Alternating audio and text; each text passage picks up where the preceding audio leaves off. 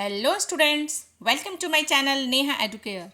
तो आज हम शुरू करते हैं क्लास 11th बिजनेस स्टडीज़ का चैप्टर 7 formation of a company.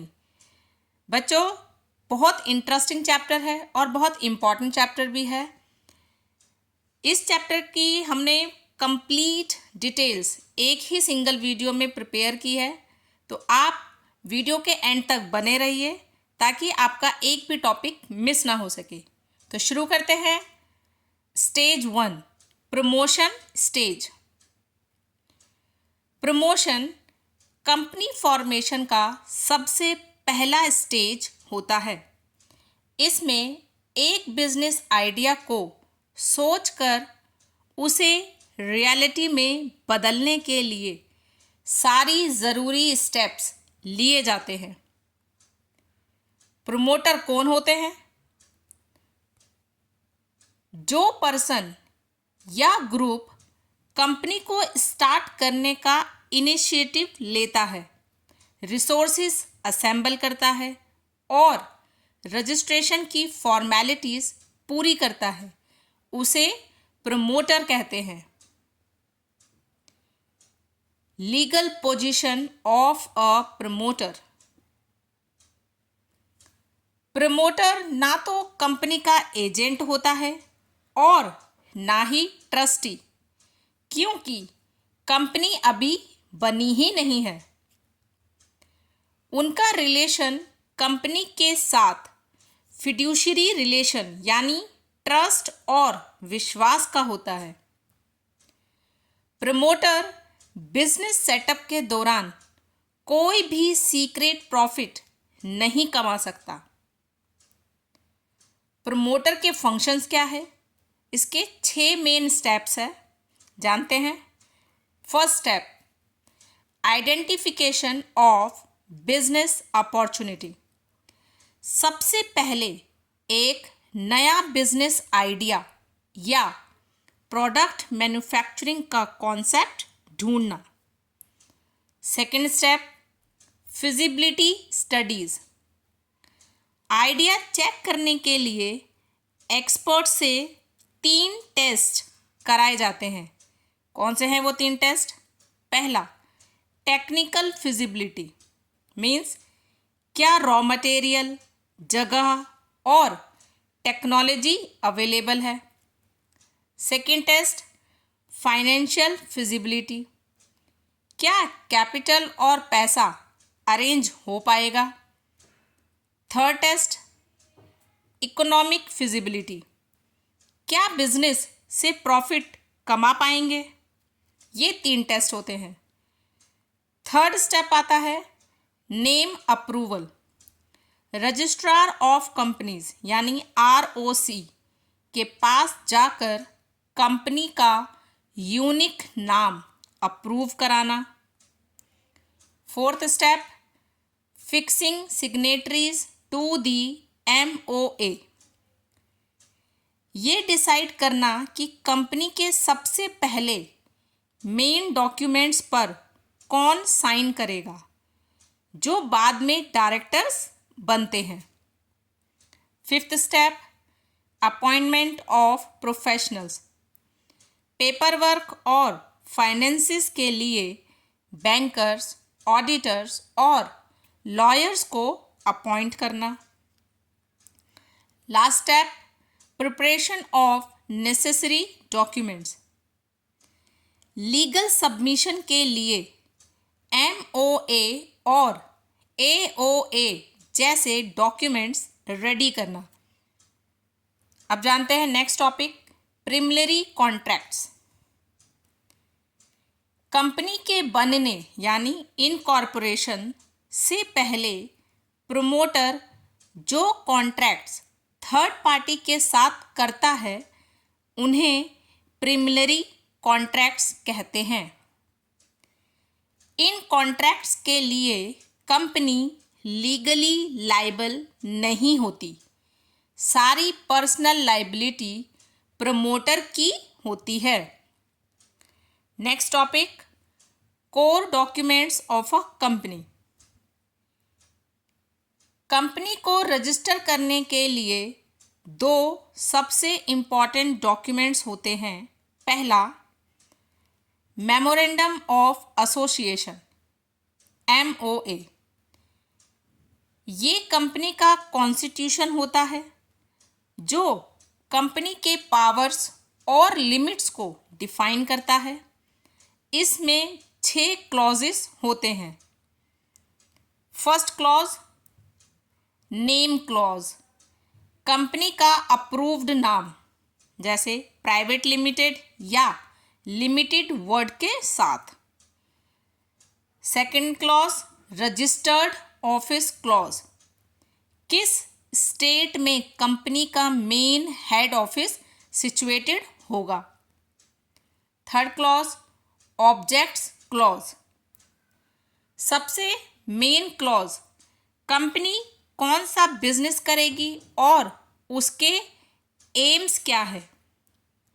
Fourth, liability clause, members की लाइबिलिटी कितनी होगी, limited to unpaid value of shares. Fifth clause, capital clause, company life में मैक्सिमम कितना कैपिटल रेज कर सकती है।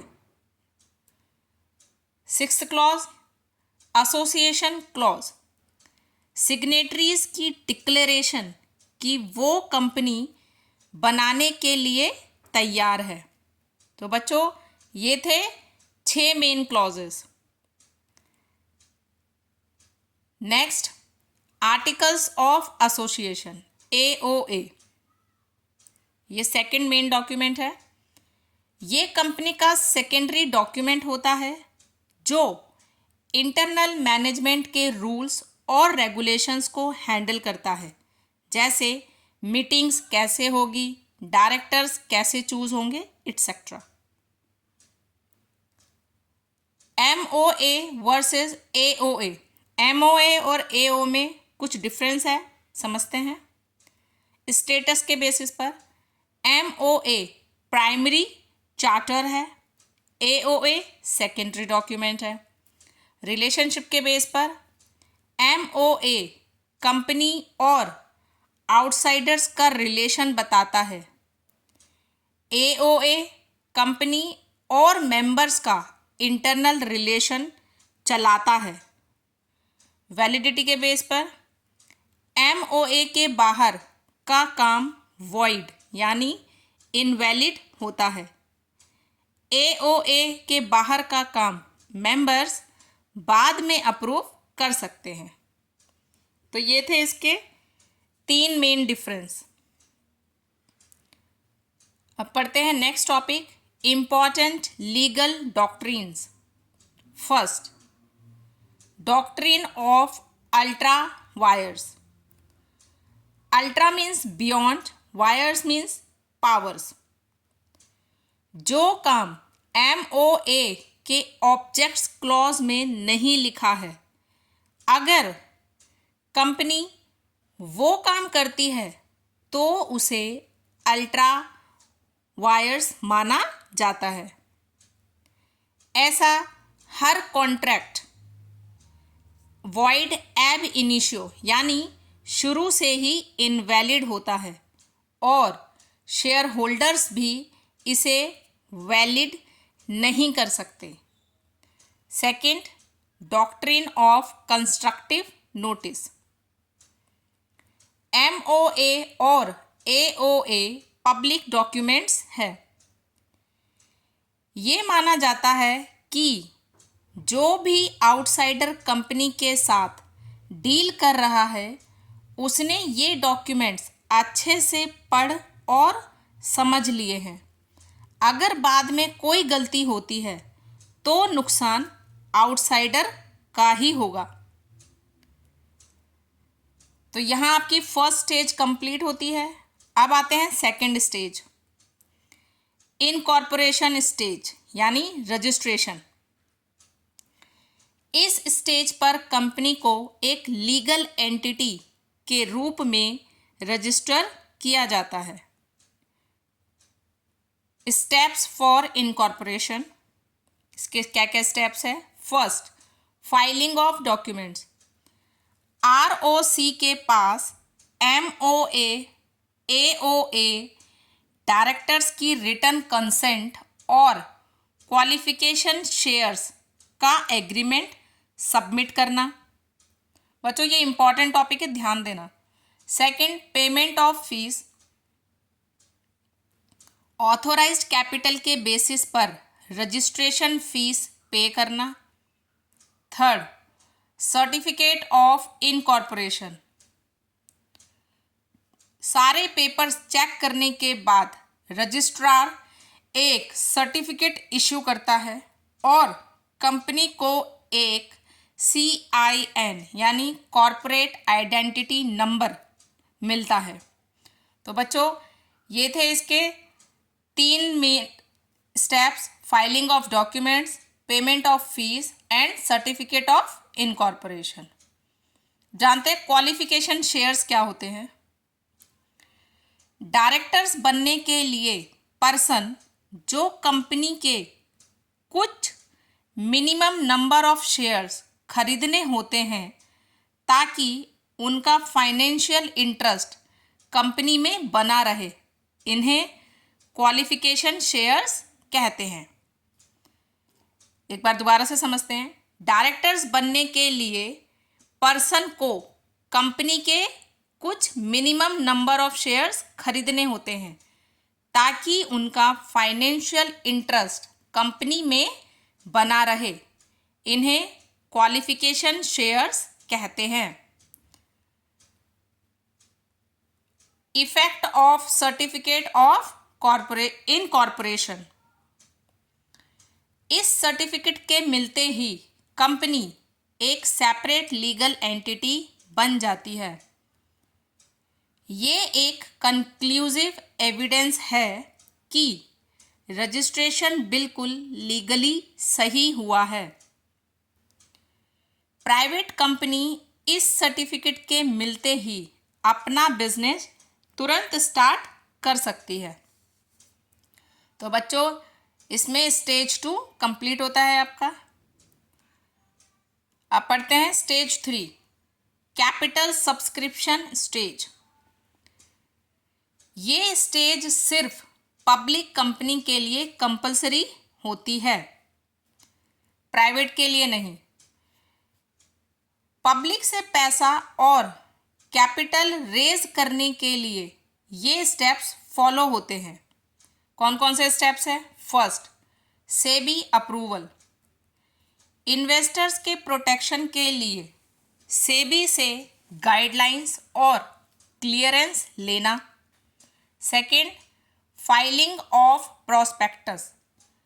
पब्लिक को शेयर्स खरीदने के लिए इनवाइट करने वाला डॉक्यूमेंट यानी प्रोस्पेक्टस फाइल करना।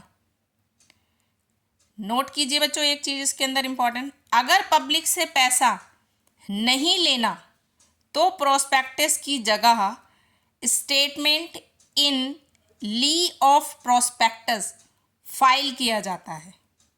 क्या फाइल किया जाता है? Statement in lieu of prospectus, अगर आप पब्लिक से पैसा नहीं ले रहे हो तो। Next, appointment of professionals. Application money collect करने के लिए बैंकर्स और शेयर्स सेल करने के लिए ब्रोकर्स और अंडरराइटर्स अपॉइंट करना। Next, minimum subscription. इसमें 90% रूल फॉलो होता है, मतलब मिनिमम सब्सक्रिप्शन इशू किए गए शेयर्स का कम से कम 90% सब्सक्रिप्शन मिलना ज़रूरी है विद इन 120 डेज। अगर नहीं मिला तो पूरा पैसा अगले 15 दिन में वापस करना पड़ेगा। Next, application to stock exchange.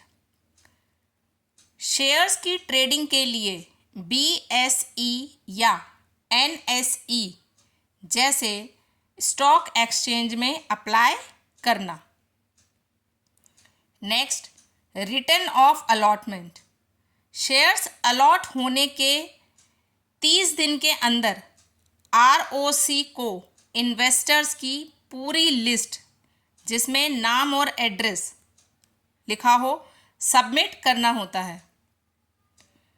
सारी फॉर्मेलिटीज़ के बाद पब्लिक कंपनी को certificate of commencement of business मिलता है और वो अपना बिजनेस शुरू करते हैं।